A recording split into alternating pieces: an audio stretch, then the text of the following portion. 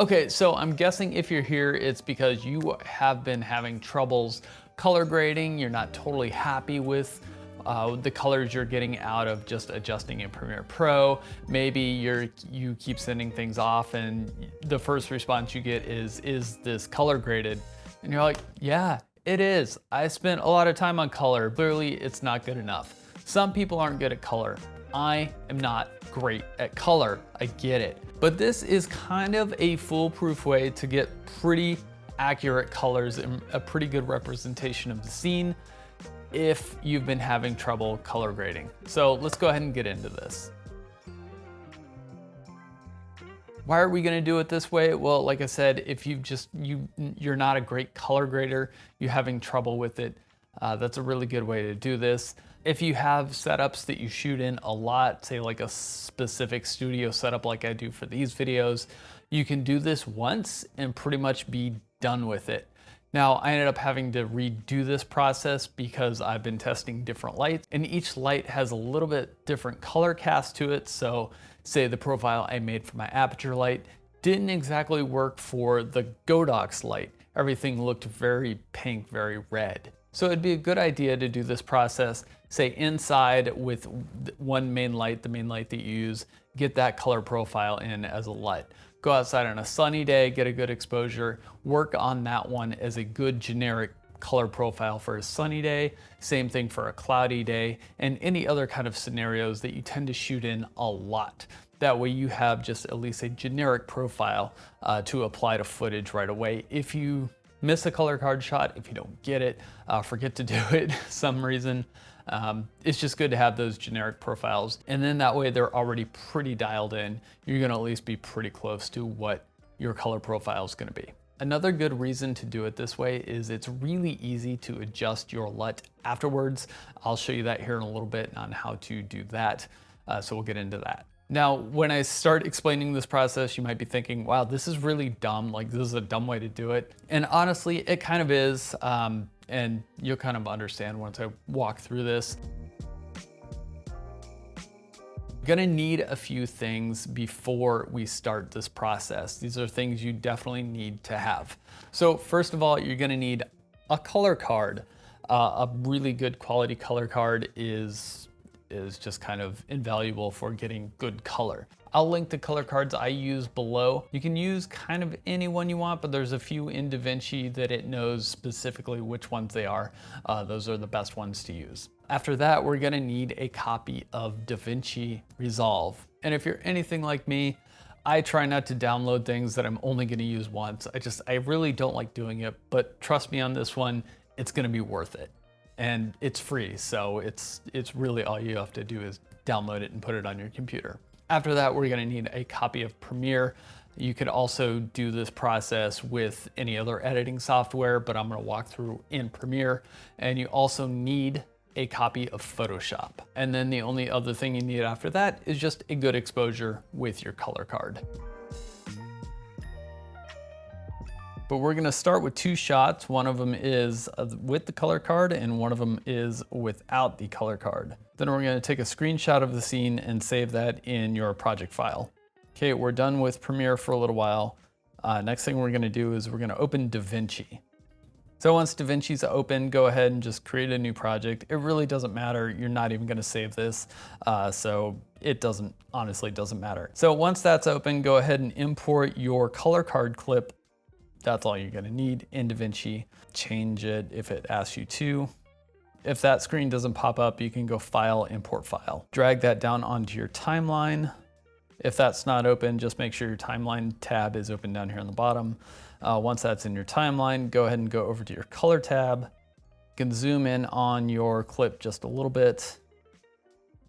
And then in the color panel, go ahead and click on the color match. Over here, I'm going to select the X-Rite color checker video because that matches my card. If you notice, they are opposite each other. I shot it upside down. It doesn't matter. DaVinci is smart enough to know that it's upside down. So it won't try to match your brown with your greens and your blacks with your whites. So go ahead and match that up to match your color card. Make sure all of the little boxes are in the color boxes.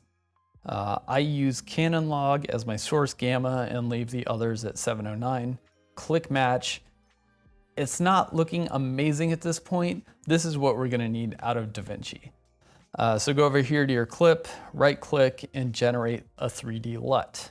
Now this isn't the final LUT we're gonna use, so just give it a generic name.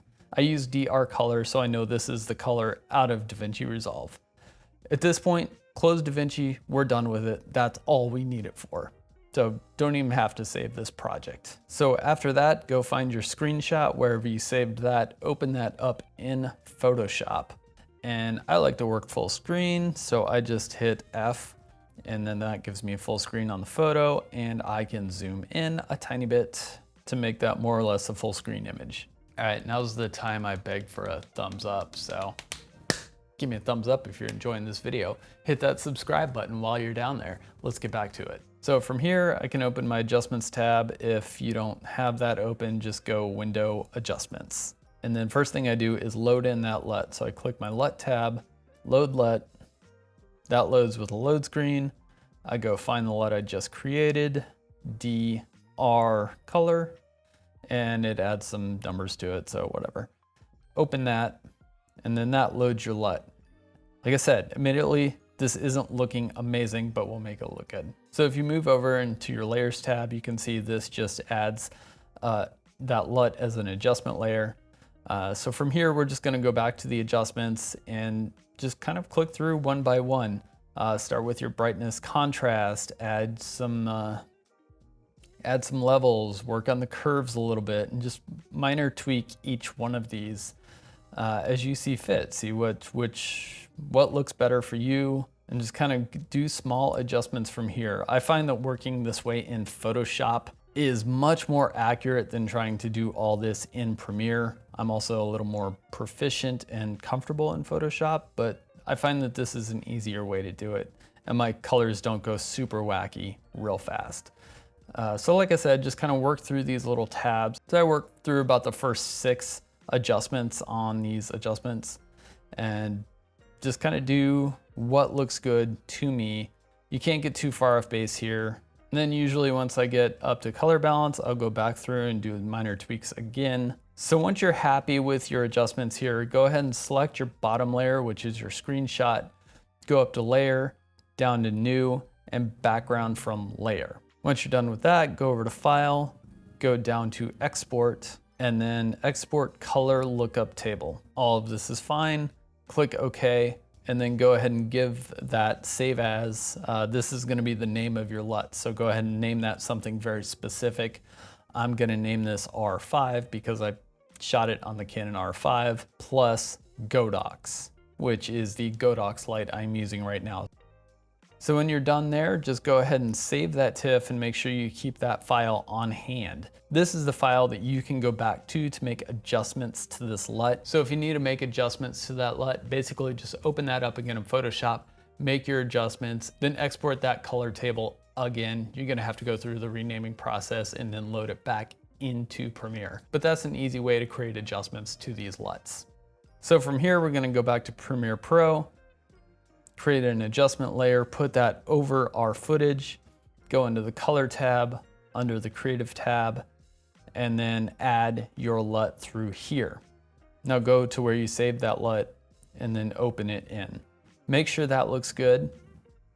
And then if that's where you like it, you can go ahead and add that to the menu so you don't have to go hunt it down every time. So to add this to the menu in Premiere Pro, I'm gonna go to our hard drive. This is how you do it on a Mac. I'm not really sure how you do it on a PC. Imagine it's pretty similar, but go to your Mac hard drive, open your library, your application support, your Adobe folder, your common folder, your LUTs folder, and then your creative folder. And you'll see a bunch more LUTs in there. Just drag and drop your LUT into that folder, close Premiere, open it again, and then when you open Premiere after that, that LUT is just going to be in that menu. So right here, R5 plus Godox 2022, and there it is. And like I said, if you need to make adjustments, go ahead and open that file again. Your adjustments are all there in your layers. You can make tiny adjustments from there. After you do that, you're gonna have to go back through File, Export, Color Lookup Table, rename that, maybe name it an updated version, maybe overwrite it, and then you'll have to import it back into that LUT folder as well, unless you just go ahead and save it straight there, reopen Premiere Pro again, it will be there. So use this process to make generic indoor and outdoor LUTs in the scenarios that you film in the most. That way you have at least a really good base LUT to apply to any footage. Say if you forget your color card, you know, it happens. It happens. You forget, you get in a rush, you forget to pull out your color card and get a good shot. All right, well, that's how you do that process. Like I said, it's a lot of little steps, but nothing terribly difficult. Once you do it a few times, it's pretty easy. I hadn't done this in probably 6 months, and it took me a little while to remember how to do this. That's why I'm making this video. So if I have to go do this a year from now, I can just reference this video, and hopefully it helps you as well. So that's what we're working with. It's not the most straightforward process, but it is a solid process that has been working very well for me. And hopefully it's gonna work well for you too. All right, guys. Well, that's what I have for you today. If you liked this video, found it useful, helpful, informative, anything like that, give me a huge thumbs up down there. If you don't like this video and you're still watching it, go ahead and hit that thumbs down. Why not? Hit that subscribe button while you're down there, leave a comment, let me know what you think, and I will see you guys next time. Gotta turn the mic on so you can hear me. Is that what's going on right now? What's going on, guys? Ryan Nelson here. Now my microphone is on.